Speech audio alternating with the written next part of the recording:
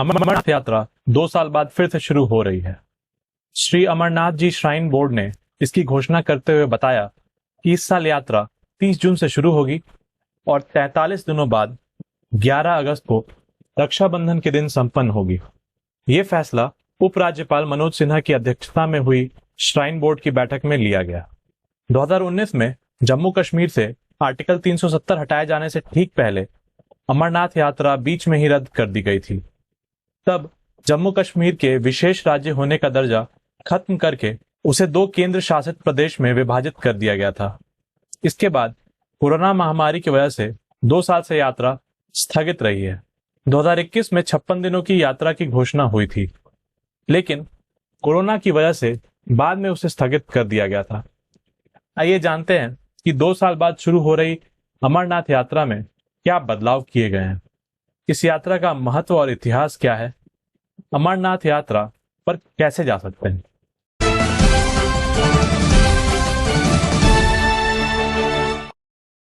दो 2022 की अमरनाथ यात्रा के लिए रजिस्ट्रेशन 11 अप्रैल से शुरू होंगे और ये यात्रा 30 जून से 11 अगस्त तक चलेगी। कोरोना महामारी के बाद ये पहली अमरनाथ यात्रा होगी। ऐसे में सभी श्रद्धालुओं को कोविड प्रोटोकॉल का पालन करना होगा। 13 साल से कम और 75 वर्ष से अधिक और 6 हफ्ते से ज्यादा की प्रेग्नेंट महिला को यात्रा करने की अनुमति नहीं होगी। श्राइन बोर्ड ने पहलगाम और बालटाल दोनों यात्रा मार्गों पर प्रतिदिन 10,000 श्रद्धालुओं की संख्या तय करने पर सहमति दी है। इनमें हेलीकॉप्टर से यात्रा करने वालों की संख्या शामिल नहीं होगी। इस बार फ्री बैटरी व्हीकल सुविधा का विस्तार बालटाल से डोमेल के 2 किलोमीटर लंबे यात्रा मार्ग पर करने का फैसला किया गया है।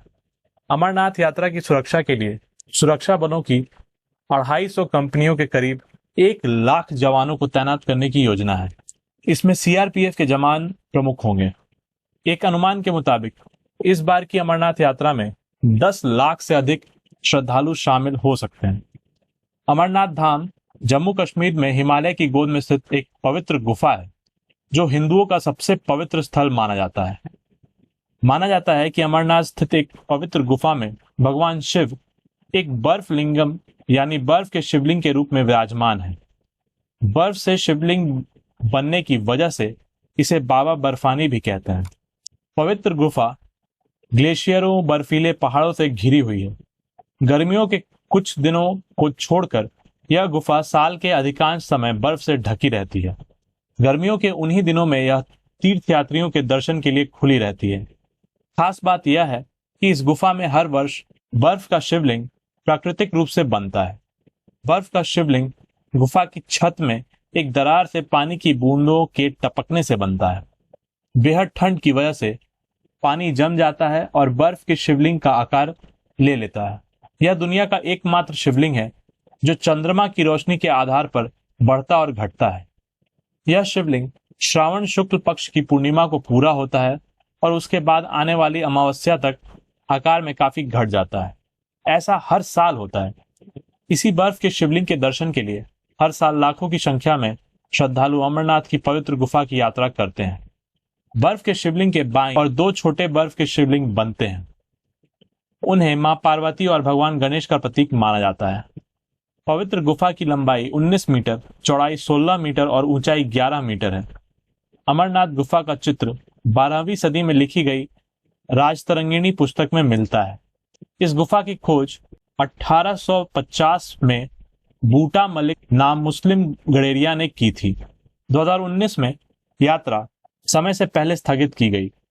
2020 और 2021 में कोरोना वायरस के कारण यात्रा नहीं हुई। अमरनाथ गुफा जम्मू कश्मीर के गांदरबल जिले में 17,000 फीट से ज्यादा ऊंचाई वाले अमरनाथ पर्वत पर स्थित है। अमरनाथ गुफा श्रीनगर से 141 किलोमीटर दूर दक्षिण कश्मीर में है। यह गुफा लिद्दर घाटी के सुदूर छोर पर एक संकरी घाटी में स्थित है।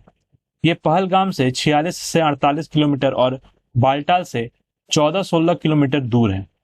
गुफा समुद्र तल से 3,888 मीटर की ऊंचाई पर स्थित है। यहाँ केवल पैदल या टट्टू द्वारा ही पहुंचा जा सकता है। तीर्थयात्री पहलगाम से 46 से 48 किलोमीटर या बालटाल से 14 से 16 किलोमीटर की दूर की खड़ी घुमावदार पहाड़ी रास्ते से गुजरते हुए यहाँ पहुंचते हैं। अब आइए जानते हैं अमरनाथ गुफा से जुड़ी कथा के बारे में। अमरनाथ गुफा से जुड़ी कथा के मुताबिक एक बार माता पार्वती ने भगवान शिव से उनकी अमरता की वजह पूछी। इस पर भोलेनाथ ने उन्हें अमर कथा सुनने के लिए कहा। पार्वती जी अमर कथा सुनने को तैयार हो गई।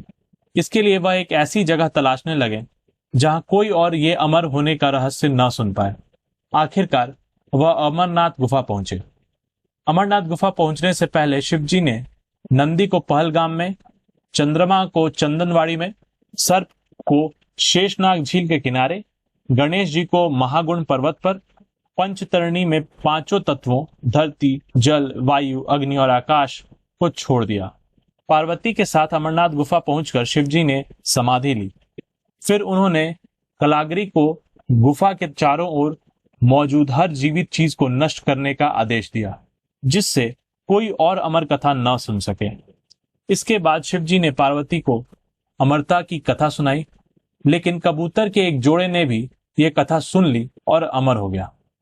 आज भी कई श्रद्धालु कबूतर के जोड़े को अमरनाथ गुफा में देखने का दावा करते हैं। इतने ऊंचे और ठंड वाले इलाके में इन कबूतरों का जीवित रहना हैरान करता है। अंत में शिव और पार्वती अमरनाथ गुफा में बर्फ से बने लिंगम रूप में प्रकट हुए, जिनका आज भी प्राकृतिक रूप से निर्माण होता है और श्रद्धालु उसी के दर्शन के लिए आते हैं। इस बात का कोई आधिकारिक रिकॉर्ड नहीं है कि अमरनाथ यात्रा कब से शुरू हुई। 12वीं सदी में लिखी गई कलहण की पुस्तक राजतरंगिणी में अमरनाथ का जिक्र मिलता है। माना जाता है कि 11वीं सदी में रानी सूर्यमती ने अमरनाथ मंदिर को त्रिशूल, बाणलिंग समेत कई अन्य पवित्र चीजें दान की थी। एक मान्यता के अनुसार अमरनाथ गुफा की खोज सबसे पहले ऋषि भृगु ने की थी। दरअसल जब एक बार कश्मीर घाटी पानी में डूब गई थी तो ऋषि कश्यप ने नदियों और नालों के जरिए पानी बाहर निकाला था। पानी निकलने के बाद ऋषि भृगु ने सबसे पहले अमरनाथ में शिव के दर्शन किए थे। आधुनिक रिसर्चर्स के मुताबिक 1850 में बूटा मलिक नाम के एक मुस्लिम गडरिये ने अमरनाथ गुफा की खोज की थी। सिस्टर निवेदिता ने notes of some wandering with Swami Vivekananda में 1898 में स्वामी विवेकानंद के अमरनाथ गुफा जाने का जिक्र किया। लंबे समय तक बूटा मलिक के परिजन दशनामी अखाड़ा के पंडित और पुरोहित सभा मट्टन इस तीर्थ स्थल के पारंपरिक संरक्षक रहे। 2000 में जम्मू कश्मीर की फारूक अब्दुल्ला सरकार ने यात्रा की सुविधा को बढ़ाने के लिए श्री अमरनाथ जी श्राइन बोर्ड का गठन किया, जिसका मुखिया राज्यपाल को बनाया गया। श्राइन बोर्ड से मलिक के परिवार और हिंदू संगठनों को हटा दिया गया। अमरनाथ यात्रा आमतौर पर जुलाई अगस्त के दौरान होती है, जब हिंदुओं का पवित्र महीना सावन पड़ता है। शुरू में तीर्थ यात्रा 15 दिन या 1 महीने के लिए आयोजित होती थी। 2004 में श्री अमरनाथ जी श्राइन बोर्ड ने तीर्थ यात्रा को लगभग 2 महीनों तक आयोजित करने का फैसला किया। उदाहरण के लिए 1995 में अमरनाथ यात्रा 20 दिनों तक चली थी। 2004 से 2009 के दौरान यात्रा 60 दिनों तक चली थी।